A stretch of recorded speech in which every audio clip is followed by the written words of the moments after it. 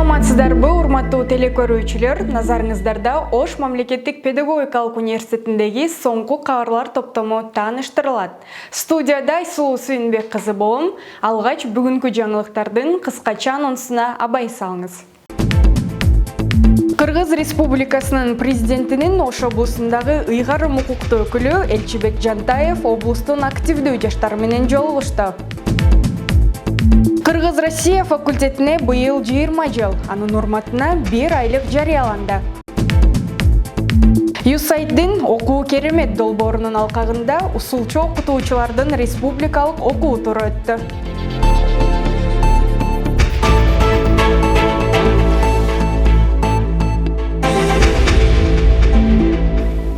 Кыргыз Республикасынын президентинин Ош облусундагы ыйгарым укуктуу өкүлү Элчибек Жантаев Ош облусунун активдүү жаштары менен жолугушуп, эркин форматта ачык баарлашы болуп өттү.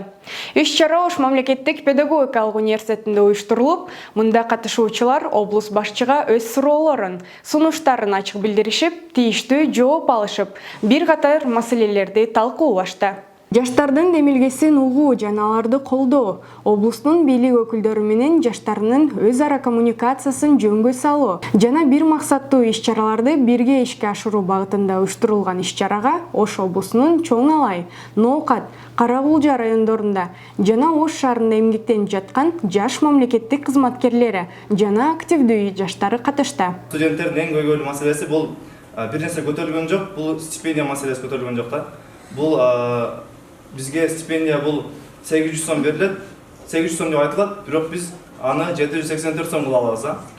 Ошол маселени студенттерге бир стимул катарына десем болобу, же болбосо дем күч катарына десем болобу, ошол маселени бир карап берип койсоңуз. Анан экинчи суроом бул жакшы окуган студенттерге, же болбосо жалпы эле студенттерге 1000 уккандан бир көргөн артык дейт го.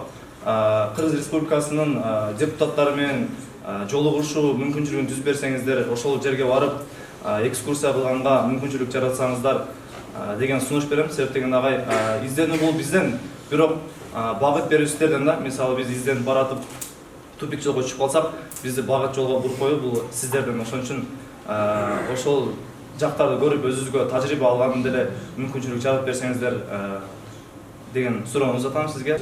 Шарттуу түрдө уюштуруп беребиз.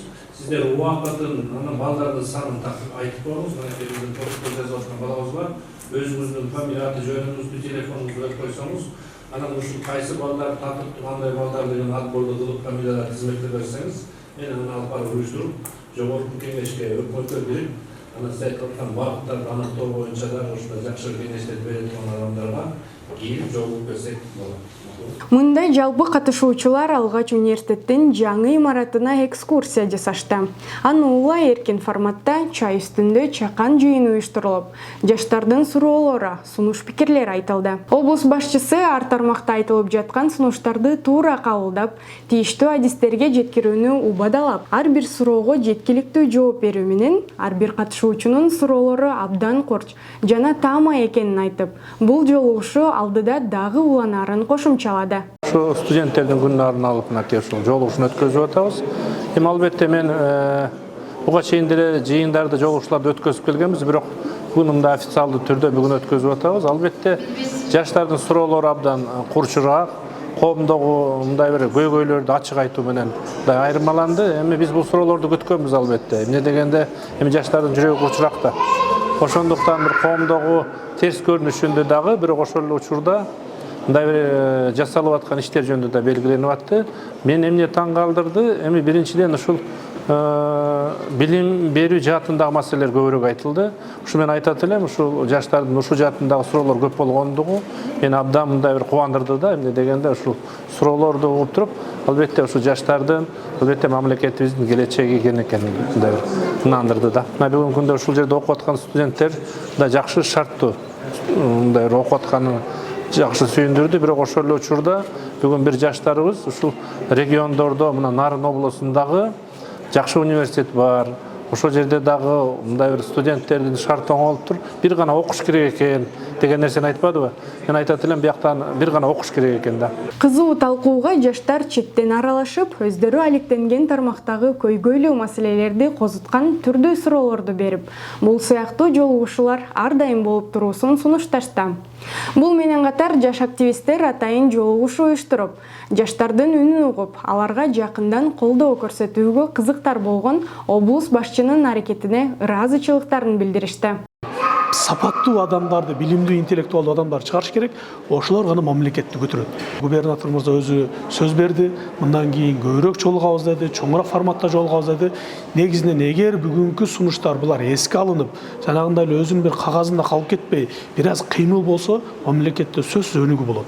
Иш-чаранын соңку бөлүгүндө 10 ноябрь жаштар күнүнө жана 17 ноябрь студенттер күнүнө карата илим жаатында жаңы багыттардын деңгээлин көтөрүүдө, Ош облусунун социалдык экономикалык абалына, студенттерге билим берүүдөгү алгылыктуу салымы үчүн активдүү жаштар тобу ардак грамотасы менен сыйланышты.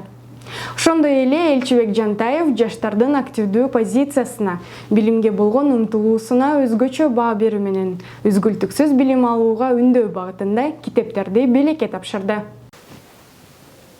Ош мамлекеттик педагогикалык университетинде Кыргыз-Россия факультетинин 20 жылдыгы белгиленип жатат. Ага ылайык окуу жайда 1 айлык жарыяланып, анын алкагында маарекенин ачылуу аземи жана көргөзмө уюштурулду.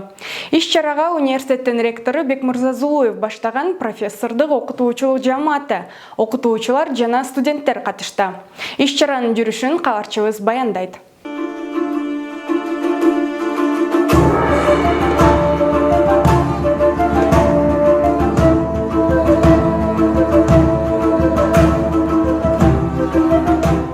Бир айлыктын алкагында алгач көргөзмө коюлуп, мында факультеттин студенттеринин чеберчилик менен колго жасалган түрдүү көргөзмөлөрү, тарткан сүрөттөрү, ойлоп табуулары, сыйлыктары, жетишкендиктери жана жарык көргөн илимий макалалары стол үстүнө жайылды. Аны улай куттуктоо сөздөрү сүйлөнүп, мында ректор Бекмырза Зулуев окуу жайдын өнүгүүсүндө жана болочок педагогдорду даярдоодо аталган факультеттин орду чоң экенин белгилеп, 20 жылдык мааракеси менен кызуу куттуктады.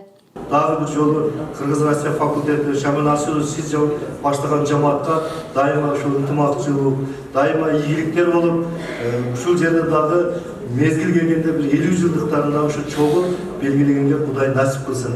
Дагы бир жолу майрамыңыздар кут болсун. Иш-чаранын жүрүшүндө факультеттин 20 жылдык басып өткөн жолун, жетишкендиктерин чагылдырган видео тасма көрсөтүлүп, Чыңгыз Айтматовдун каармандарынын галереясы көргөзүлүп, каармандардын образдары жандуу чагылдырылды. Малдын баасы семиз менен нарыкта, күндүн түндүн айырмасы жарыкта, кимге таңсыктын уйкумдун ширини, күндүз кылган ишим калат тарыхтой. Ойдогумду элдер менен бөлүшкүн, жынтөгүнүн сынга салып көрүшсүн. Кыргыз-Россия факультети Герцен атындагы университет менен биргеликте 2003 жылы июль айында түзүлгөн да. Ошондуктан дагы биз ушул юбилейдин ачылыш аземин күз айларына пландаштырганбыз. Мындан сырткары 6 декабрда атайын студенттерге жана окутуучуларга арналган илимий практикалык конференция уюштурулуп атат. Буга дагы бардык окуу жайдын студенттерин, ошондой эле өзүбүздүн факультеттин студенттерин, мугалимдерин ошол макала берип, конференцияга катышууга чакырабыз. Иш-чара Чыңгыз Айтматовдун 95 жылдыгына карата жарыяланган республикалык 1 айлыктын жана Кыргыз Республикасынын президентинин 2022-2027 жылдарга улуттук наркты сактоо жана өнүктүрүү жөнүндө жарлыгына ылайык тил саясаты чөйрөсүндө улуттук наркты сактоо жана өнүктүрүү программасынын алкагында уюштурулду. Алдыда айлыкты улай илимий конференция, конок лекциялар, сармерден, ачык сабактар жана башка түрдүү саамалыктар өткөрүлөт. Кыргыз-Россия факультети 2003 жылдын 23 июлунда Россия мамлекеттик университети менен биргеликте окуу жайлар ортосундагы кызматташуу келишиминин негизинде ачылган. Факультеттин ачылышы менен өндүрүшкө зарыл кадрлар аныкталып, анын алкагында кыргыз тили жана адабияты, орус тили жана адабияты жана кытай тили адистиктерин даярдоо миссиясы коюлуп, Россия менен Кытайдын бир канча жогорку окуу жайлары менен кызматташтык келишимдер түзүлгөн. Учурда факультетте жалпы 1500-гө жакын студенттер 2 багытта билим алышат. Аларга билим берүүдө жалпы 42 окутуучу 2 кафедрада ишмердүүлүк жүргүзүшөт. Факультеттин 20 жылдык тарыхында миңдеген бүтүрүүчүлөр билим алып, жогорку билимдүү адис катары өлкөбүздүн агартуу тармагын алга сүрөп келишүүдө. Айданик Сагынбек кызы, Эрнис Жаныбеков, Ошомпу жаңылыктары.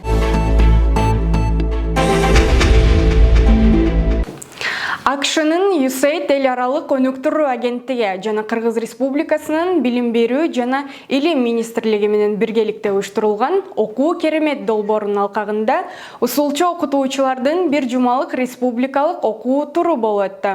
Аталган окуу туру Ош, Жалал Абад облустарында түрдүү саамалыктар менен уюштурулуп, бул менен усулчулар өз ара тажрыйбаларын алмаштырып, жаңы билимдерге ээ болушту.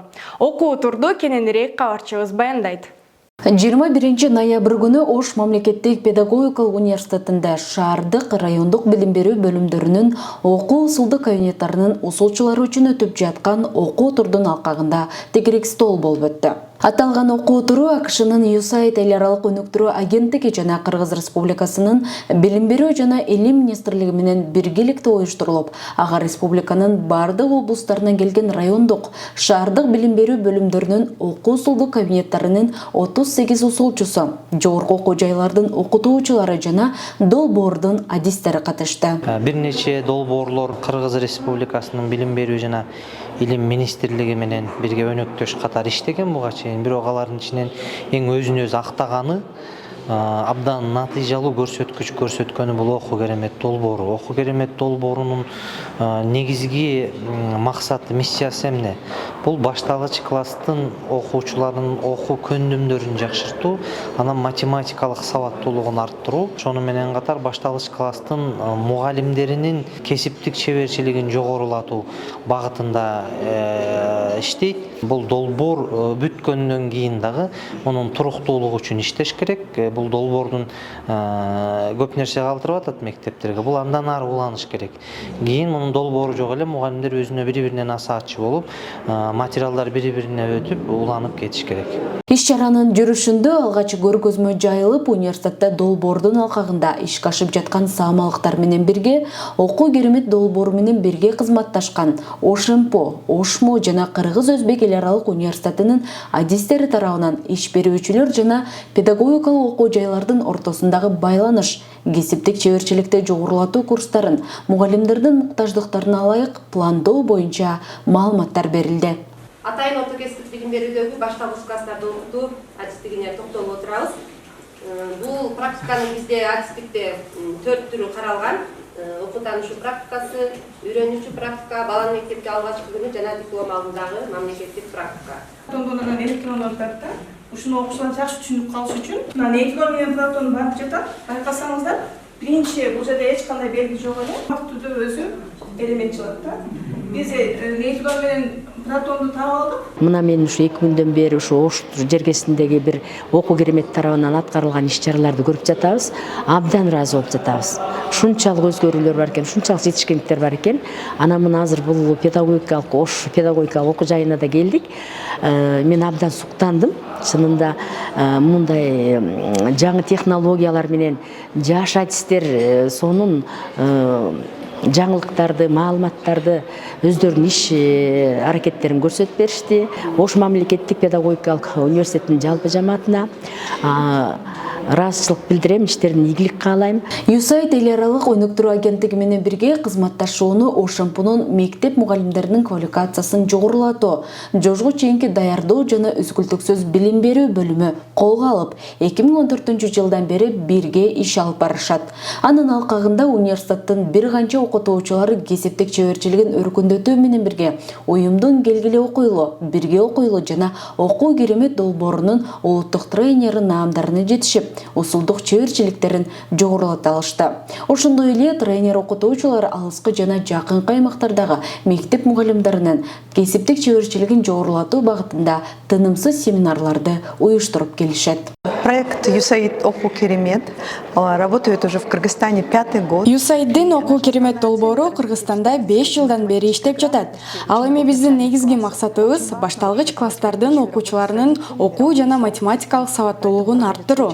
Бул жагынан ата-энелер менен иш алып баруу, коомчулук менен иштөө абдан маанилүү. Ошондуктан коомчулуктун ата-энелерине бул маанилүү экенин, бул негизги компетенциялар экенин, ансыз окуучу боло албастыгын маалымдоо боюнча иш-чаралар жүргүзүлүп жатат. Мектепте жогорку окуу жайларында андан ары окууга жөндөмүн жогорулатуу үчүн, ийгиликке жетүү үчүн бала окуп, түшүнө билиши керек жана математикалык билимге ээ болушу керек. Биз башталгыч класстын мугалимдерин чыгарган университет жана колледждер менен да иштешебиз. Анткени мектепке кандай мугалим, кандай жаш адис келгенине көп нерсе көз каранды. Биз мугалимдер жана педагогикалык кадрлар менен иштешип, аларды окутуп, алар менен бирге окугубуз келет. Ошондой эле буга чейин даярдалган мугалимдердин студенттерди окутуу программаларында модулдарды жана долбоордук материалдарды колдоно алышын каалайбыз. Ошондо келечекте мугалим мектепте окуучуларды окутууда ошол стратегияларды, шыктарды колдоно алат. Колледж, он уже владел теми стратегиями, теми навыками обучения ученика в школе, которым мы стараемся обучить. Белгилей кетсек, аталган долбоор жерлерди башталгыч класстардын мугалимдери менен окуу усулдук иштерди уюштуруу маселелери боюнча усулчулардын потенциалын жогорулатуу, облустар жана райондор ортосунда усулдук иштерди уюштуруу максатында ишке ашып келет. Окуу турдун программасына ылайык катышуучулар 19 ноябрдан 24 ноябрга чейин Ноокат району, Ош шаары, Өзгөн шаары жана Жалал Абад облустарындагы түрдүү форматтагы иш-чараларга катышты. Колпунай Мамасалиева, Рустам Батырбеков, Ошампо жаңылыктары. Университеттин Мурас телестудиясы тарабынан даярдалган соңку жаңылыктар программасы мына ушулар болду. Кабарлардын дагы кененирээк топтомун Ошампунун расмий сайтынан, социалдык баракчаларынан жана YouTube каналынан көрсөңүздөр болот. Алдыда берүү кызык инфо рубрикасы менен уланмакчы, бизден алыстабай туруңуздар. Кайрадан көрүшкөнчө саламатта калыңыздар.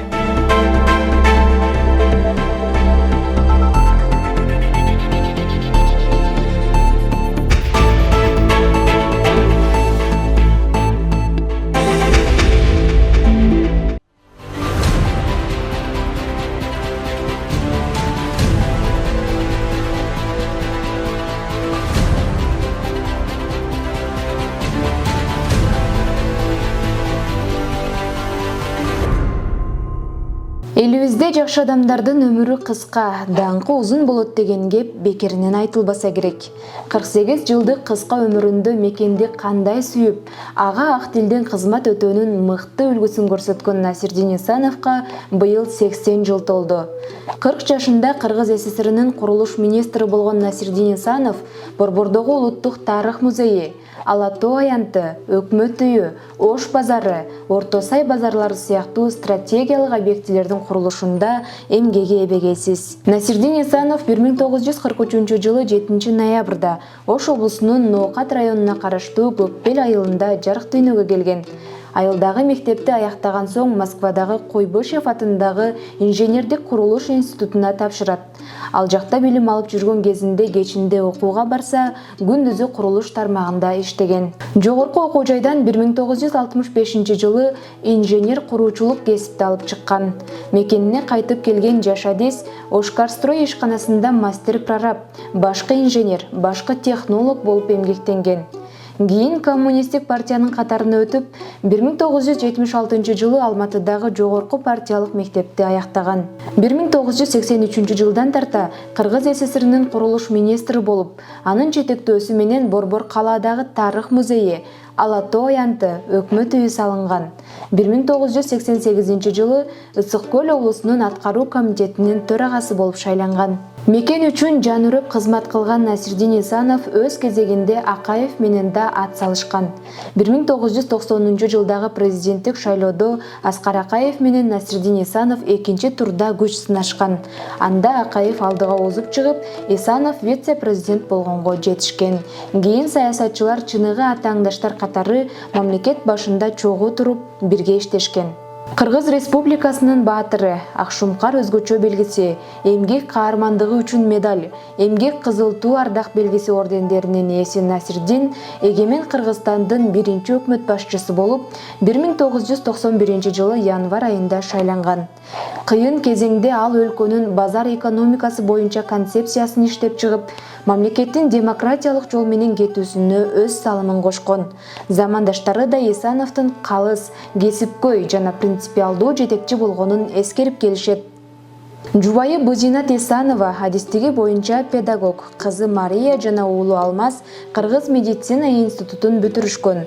Насирдин Исанов өлкөдөгү азыркы жүрүп жаткан саясий, ошондой эле экономикалык реформалардын шарттарына ылайык республикада капиталдык курулуштун экономикасын жана башкаруу системасын өркүндөтүү боюнча бир топ эмгектердин автору. Ошондой эле кыргыз сомун киргизүү боюнча демилгени дагы Исанов көтөрүп чыккан дешет. Андан сырткары Исановдун тушунда 1980 жылдары Бишкек шаарынын борбордук аянты көрктөндүрүлүп, Агропром имараты Восток 5 кичи аймагы Бакыт үйү салынып, Кыргыз Республикасынын тарых музейи ишке берилген.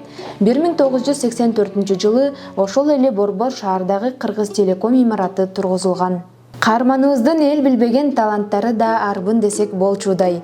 Ал комуз, мандолинде ойноп, обон созуп, ыр да жазган. Ошондой эле кесиби куруучу болгондуктан үйдөгү курулуш иштерин башка адамга карматчу эмес. Мындан сырткары ал лыжаны да мыкты тепкен. Ал өлкөнүн премьер-министри болуп дайындалгандан кийин бул кызматта көпкө иштеген эмес. 311 күн премьер-министр кызматын аркалаган соң 48 жаш курагында 1991 жылдын 29 ноябрында автокырсыктан каза болгон. Акыркы сапарга узатуу зыйнатында Насирдиндин мойнунан кулагына чейин издер бар экенин көргөм. Алар аны эмне кылышты деп кыйкыра баштаганымда мени аялдар алып кетишти. Сөөктү алып чыгып бара жатышканында ал издер жоголуп калыптыр, деп жубайы Бузинат Исанованын эскергени бар. Тергөөчүлөр да Исановдун жол кырсыгына кабылып каза болуусунда криминалдык жана атайын уюштурулган жагдайлар жок деген бүтүм чыгарган. Бирок коомчулукта кумтөр боюнча документке кол койдура албай айлалары кеткендиктен өздөрүнө ыңгайлуу келишим түзүш үчүн Насирдин Исановду жок кылышты деген кептер аңызга айланып айтылып жүрөт. Исанов жашаган үйгө мемориалдык такта орнотулуп, Бишкек шаарынын борбордук көчөлөрүнүн бирине аты берилген. 2003 жылы Эркиндик бульварында эстелиги коюлуп, Көкбел айылында өзү окуган мектепке ысымы берилген жана ошол эле мектепте Исановго арналган чакан музей бар. Эгемен Кыргыз мамлекетинин туңгуч премьер-министри, мамлекеттик жана коомдук ишмер Насирдин Исанов кыска өмүрдүн аралыгында элине кызмат кылуудан чарчабаган, эмгекти баалаган, терең билимдүү, калыс жана жөнөкөй инсан катарында тарыхта из калтырды. Улуу адамдын баскан жолу мазмундуу, өмүрү жана ата журтуна арнаган эмгеги мезгил өткөн сайын улам жаңырып, жаңы барактар ачылып, кийинки муундарга таберик болуп калмакчы.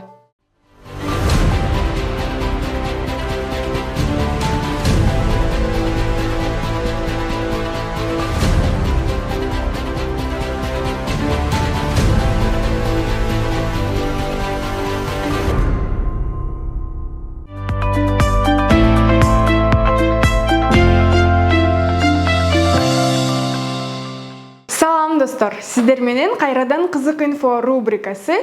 Бүгүнкү берүүбүздө эмне жөнүндө сөз болот? Албетте, жаңы технологиялар жөнүндө. Технологиялар заманбап коомдо маанилүү орунду ээлейт. Алар жашоонун бардык тармактарына таасир этип, жашоону жеңилдетет. Белгилүү илимий журналдарда жазылган алдыңкы технологиялар күнүмдүк жашоодо дароо же болбосо бир нече убакыттан кийин колдонула баштайт.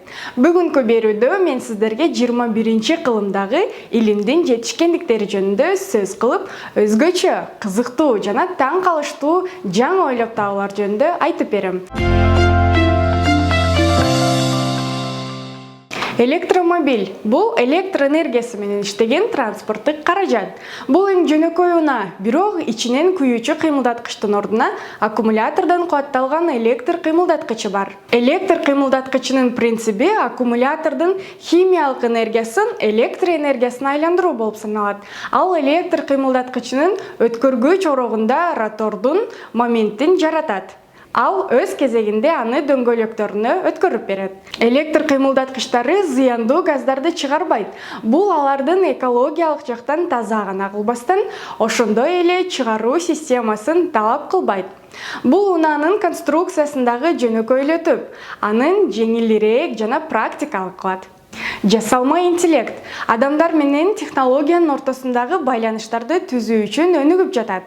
Азыркы дүйнөдө роботтор, оюнчуктар жана компьютерлер адамдын буйругун аткарып, анын каалоосуна жараша муктаждыктардын канааттандырууда. Алардын ичинен азыркы учурда көпчүлүк үйлөрдө колдонулуп жаткан Алиса жана iPhone телефондорундагы белгилүү Siri түрүндөгү жасалма интеллекттер буга мисал боло алат. Акылдуу түзүлүш системасы бул жогоруда айткан жасалма интеллекттин жардамы менен бардык кыймылдуу күчтөр ишке ашкан система болуп саналат. Жалпак тил менен айтканда, телефонго анын программасын көчүрүп алып, андан кийин үйдө болобу же жумушта болобу, телевизор жандыруу, жарыкты өчүрүү, үйдүн температурасын алмаштыруу, музыка коюу сыяктуу жумуштарды адамдын буйругу менен аткара берет. Ал үчүн телефондо кнопка менен басып, же үн менен айтып коюу жетиштүү болот. Демек, үйдөгү бардык майда чүйдө иштерге ар бир адам убара болбостон, акылдуу түзүлүш системасына буйрук берип коюу менен жумуштарды бүтүрүүгө болот. Revolk жүлүн жаракат алган адамдарга кайра басууга мүмкүндүк берген революциялык экзоскелет. Бул аппарат жакында эле рынокто пайда болгон жана буга чейин ден соолугунун мүмкүнчүлүктөрү чектелүү адамдар арасында кеңири популярдуулукка ээ болгон. Revolk экзоскелети майыптар арасында отурган адамга өз алдынча тик турууга, басууга жада калса, тепкичке чыгууга мүмкүндүк берген биринчи түзүлүш болгон. Израилдик ортопедтер Revolk түзүүнү Израилдин медицинасынын эң чоң жетишкендиктеринин бири деп эсептешет. Бионикалык кол. 21-кылымда бионикалык протездер табигый мүчөлөрдү дээрлик толугу менен алмаштыра алат. Окумуштуулар аларды өз колундай кыймылдатуу мүмкүнчүлүгүн гана камсыз кылбастан, ал тургай сезүү жөндөмүндө калыбына келтиришти. Сезүү импульстары түздөн-түз мээге берилет. Протез тактилдик сенсорлор менен жабдылган жана объектилердин жайгашкан жерин, температурасын жана текстурасын аныктоого мүмкүндүк берет.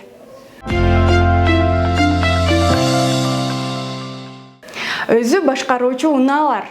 Алар көп убакыттан бери көптөгөн ири корпорациялар тарабынан сыналган жана ишке ашырылган унаалар. Өзүн башкаруучу унаалар салттуу унааларга салыштырмалуу, алар бир топ артыкчылыктарды сунуштайт. Мисалы, комфорттун жана ыңгайлуулуктун даражасынан баштап, жалпысынан азыраак кырсыкка кабууга чейин. Автоматташтырылган жүк ташуучу унаалар жүктү ишенимдүү жана тез жеткирет. Айдоочуларга бир түн токтоп калуунун кереги жок. Бул компаниялар үчүн жалпы убакытты үнөмдөө жана пайда гана алып келет. Жасалма органдар. Мисалы, жасалма боор, уйку бези. Алар органды толук алмаштыра албаса да, эң сонун жардамчы аппарат катары кызмат кылат жана трансплантация кезегин күтүп жаткан бейтаптардын жашоо сапатын жакшыртат. Жасалма органдардын жана импланттардын акыркы жетишкендиктери маанилүү органдарды алмаштырууга же колдоого муктаж бейтаптар үчүн уникалдуу чечимдерди сунуштайт. Бионикалык технологиялар медицинада жаңы горизонтторду ачып, табигый окшош функцияларын аткарууга жөндөмдүү органдарды түзүүгө мүмкүндүк берет. Гиперсоникалык транспорт. Окумуштуулар убакыттын натыйжалуулугуна жетишүү үчүн көп убакытты жана күч аракетти жумшашкан. Алар көбүрөөк өндүрүмдүүлүк менен аз убакытты талап кылган технологияларды иштеп чыгышкан. Гиперсоникалык транспорт 21-кылымдын натыйжалуулугуна карай эң чоң ойлоп табуулардын бири. Анткени гиперсоникалык транспорт ойго келбеген ылдамдыкта мобилдүүлүктү камсыз кылды. Бул унаалар үндөн 4 эсе ылдамыраак ылдамдыкта алыс аралыктарды басып өтүүгө жөндөмдүү. Басылып чыккан органдар, адамдардын терисин, ткандарын жана ички органдарын жасалма түрдө жаратуу илимий фантастикадай сезилиши мүмкүн. Бирок анын көбү азыр колдонулуп жатат. Дүйнө жүзүндөгү изилдөө борборлорунда жана ооруканаларында 3D басылып чыгаруу адамды дарылоо жана изилдөө үчүн жаңы мүмкүнчүлүктөрдү берип жатат. 3D басып чыгаруунун жардамы менен жаратылган жана лабораторияларда өстүрүлгөн органдар адамдын узак жашоосу үчүн дагы бир тоскоолдукту жеңе алат. Анткени трансплантация үчүн органдардын жетишсиздиги дүйнө жүзү боюнча жыл сайын эбейгесиз сандагы өлүмдөрдү жаратат. Толугу менен жасалма жүрөк. Адамдын органдарынын жумушчу прототиптери көптөн бери бар. Бирок көбүнчө бул татаал стационардык системалар болгон. Аларды ооруканадан тышкары колдонууга мүмкүн эмес. 2021 жылы окумуштуулар жана дарыгерлер биринчи жолу толугу менен жасалма жүрөктү иштеп чыгып, имплантациялай алышты. Импланттын жардамы менен адам дээрлик нормалдуу жашоого өткөрө алат. Бир гана ыңгайсыздыгы жасалма жүрөк тышкы батареядан иштейт. Ал 4 саатка жакын иштейт. Аппаратты башкаруу үчүн контролер да адамдын денесинин сыртында жайгашкан. Андыктан бейтап 4 килограммга жакын сумканы көтөрүп, аппараттын абалын көзөмөлдөө үчүн ооруканадагы компьютерге үзгүлтүксүз туташтырып турууга туура келет. Жогоруда айтылгандар технологиянын өнүгүү чегинен алыс деп ойлойм. Себеби бизди мындан да зор ачылыштар күтүп турат. Алар адамдардын жашоосун түп тамырынан бери өзгөртүп, азыркы дүйнөнүн көптөгөн көйгөйлөрүн чечет деп ишенем. Айтылып өткөн ойго келбеген кызыктуу технологиялар сиз үчүн таң калыштуу жана кызыктуу болду деп үмүттөнөм. Кийинки берүүгө чейин жолугушканча.